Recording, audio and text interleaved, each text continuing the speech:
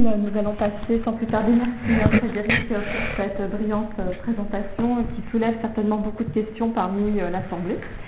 On va passer donc tout de suite à la communication de Doudou So, qui est sociologue de formation, spécialisé en travail et organisation, donc actuellement conseiller en emploi pour le projet Mentorat Québec Pluriel au Carrefour Jeunesse Emploi Bourassa Sauvé. Donc il a accordé plusieurs entrevues à la Société d'État Radio-Canada International sur toutes les questions qui touchent l'employabilité des immigrants. Il a par ailleurs collaboré avec l'agence presse Média Mosaïque. Je souligne en passant l'importance des médias communautaires ici à Montréal et au Québec et qui relèvent des communautés africaines qui sont très dynamiques. Nous avons d'ailleurs ici un représentant digne ce soir, la personne de Stéphane Moiffon, qui est en train de prendre des photos et que vous retrouverez sur la lettre d'info de Tsuki Montréal. C'est bien ça, Tsuki Montréal. Donc, il a publié entre autres des articles sur le mentorat, la régionalisation de l'immigration et les difficultés d'intégration des médecins étrangers. Alors, en 2009, il a créé un site internet, si vous voulez vous renseigner un peu sur ses activités, doudouso.qc.ca, ainsi qu'un blog dans le but d'informer et de sensibiliser les internautes sur la problématique de l'intégration des immigrants au marché du travail québécois. Donc, il agit en tant que conférencier et il prépare un livre qui s'intitule et qui va paraître en juin de cette année, Intégration professionnelle des personnes immigrantes et identité québécoise, une réflexion sociologique. Donc, l'emploi est la pierre angulaire de l'intégration des personnes immigrantes selon Doudou So. Et ce que je me permets tout de suite de vous céder la parole. Voilà. Merci beaucoup, Erika. Bonjour tout le monde. Je tiens d'abord à remercier Erika Nimis de m'avoir invité à participer à cette table ronde consacrée à un thème d'une grande importance, présence africaine au Québec. Dans le cadre de la série Parlons de nos racines immigrantes, le musée observatoire immigration a bien compris que l'immigration est un vaste chantier dans lequel l'intégration en emploi dans son domaine de compétences constitue un socle ou un fondement d'une intégration professionnelle. C'est grâce à l'emploi que la personne immigrante se sent parfaitement intégrée à la société d'accueil. Je dirais même que l'emploi constitue la première dimension d'une intégration réussie. J'aborderai dans un premier temps les difficultés d'intégration des personnes immigrantes avec des études statistiques à l'appui. Dans un deuxième temps, j'identifierai les pistes de solutions à l'insertion par le travail des personnes immigrantes, notamment par le bénévolat, par le mentorat, par la réorientation de carrière ou la mise à niveau de compétences ou la régionalisation de l'immigration. Je disais tantôt que l'emploi constitue le premier facteur intégrateur et socialisateur de l'individu dans une société. Cependant, l'état des lieux sur la question de l'intégration en emploi dresse un tableau peu reluisant pour certaines communautés culturelles. Tout à l'heure, M. Cassel parlait en fait des statistiques qui sont rares également par rapport à certaines communautés, mais on se réfère toujours aux statistiques de Statistiques Canada, notamment les statistiques de 2007 qui démontraient un taux de chômage inacceptable au niveau de certaines communautés culturelles, dans une étude portant sur les immigrants sur le marché du travail canadien. Statistiques Canada révélait en septembre 2007 que le taux de chômage des immigrants établi depuis moins de 5 ans à Montréal, c'est-à-dire entre 2001 et 2006, était 3 fois plus élevé que celui de la population en général. Donc, dans cette perspective, les chiffres alarmants aussi de Statistiques Canada sur certaines communautés culturelles qui sont publiés en février 2008 révélaient aussi en fait des taux de chômage qui sont élevés.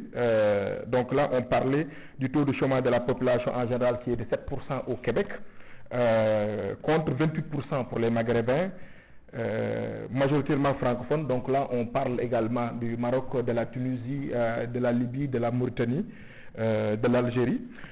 Et aussi les immigrants qui étaient en provenance de l'Afrique noire ont un taux de chômage de 20% et les Haïtiens sont à 17%. Toujours selon les statistiques, en 2009, selon l'Institut statistique de la statistique du Québec, le taux de chômage chez les immigrants dont la durée de résidence est inférieure ou égale à 5 ans était de 22,4%. Et on voit une certaine présence, une sous-représentation des personnes immigrantes dans les programmes d'assistance sociale, les difficultés d'intégration des médecins étrangers qui sont très révélateurs des inégalités et des difficultés d'insertion pour une certaine catégorie de la population. Là aussi, précarisation également des emplois des femmes également immigrantes constitue aussi un véritable problème. À ce titre, Madame Julie Méville Deschênes, dans le cadre qui est présidente du Conseil du statut de la femme, dans le cadre des audiences sur à l'Assemblée nationale sur la planification de l'immigration pour la période 2012-2015, se disait très préoccupée par le taux de chômage des femmes immigrées au Québec et disait qu'il y avait, comme on le sait, un taux de chômage qui était près de 12% en 2006 pour les femmes immigrantes, qui sont plus souvent au chômage que les hommes immigrants, et que aussi plus de la moitié des immigrants sont des femmes et représentent 11% de la population féminine au Québec. Et concernant la population féminine dans la ville de Montréal, elle est de 45%. Donc, ce qui veut dire que c'est une situation qui est très problématique et autre. Un véritable paradoxe se pose dans ce cadre, parce qu'on sait que aussi ces femmes immigrantes également, noires africaines ou de minorités visibles, sont plus scolarisées que la moyenne québécoise, comme le disait tantôt M. Castel. Et dans ce cadre aussi, elle citait aussi les statistiques pour montrer que plus de 60% des immigrantes ont complété des études collégiales ou même un bac, alors que 35% des femmes nées ici, donc au Québec, ont une scolarité équivalente. Et quand on regarde très bien les indicateurs de la qualité d'emploi, on se rend bel et bien compte qu'il y a des difficultés, qu'il y a une certaine précarisation. Quand on regarde en termes salariales, quand on regarde aussi au niveau de la qualité de l'emploi, on parle aussi des emplois atypiques, donc c'est-à-dire des contrats à durée déterminée, des contrats également à temps partiel. On parle aussi de déqualification. Donc on se rend compte véritablement qu'il y a un problème. On parle aussi du revenu des immigrants. On parle également de ce que je disais tantôt, de la déqualification, de la racialisation aussi de la pauvreté qui nous renseigne sur véritablement des difficultés d'intégration. Donc les immigrants originaires de l'Afrique subsaharienne qui ont pourtant un taux de scolarisation très élevé se retrouvent au chômage et là deviennent aussi très frustrés par rapport à leur situation puisqu'ils ont été sélectionnés sur la base des compétences, des critères qui en théorie devraient faciliter leur intégration rapide sur le marché de l'emploi. Donc si l'on se fie aux données que je viens de donner tantôt, ainsi qu'également une certaine analyse sur les difficultés d'intégration sur les personnes immigrantes, on est à droit de se poser des questions sur les différentes causes qui sont liées véritablement à la situation à laquelle en fait les immigrants sont confrontés. Dans un de mes articles intitulé « L'immigration, une responsabilité partagée entre l'immigrant et la société d'accueil », je réaffirmais ceci: les difficultés d'intégration au marché du travail québécois ne peuvent pas être aussi exclusivement attribuables à l'immigrant lui-même.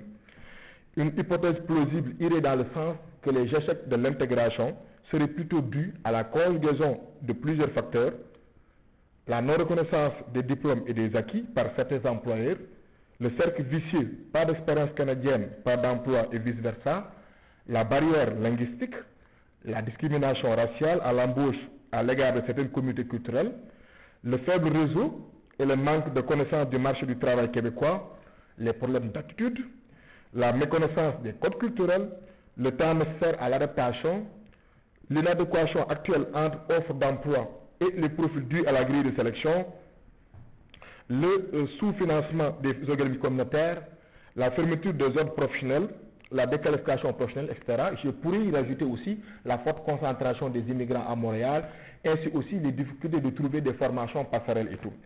Toujours dans cette réflexion, on pourrait se poser la question ou des questions aussi, notamment sur le fait est-ce que aussi les immigrants sont très bien outillés aussi dans le domaine de la recherche d'emploi.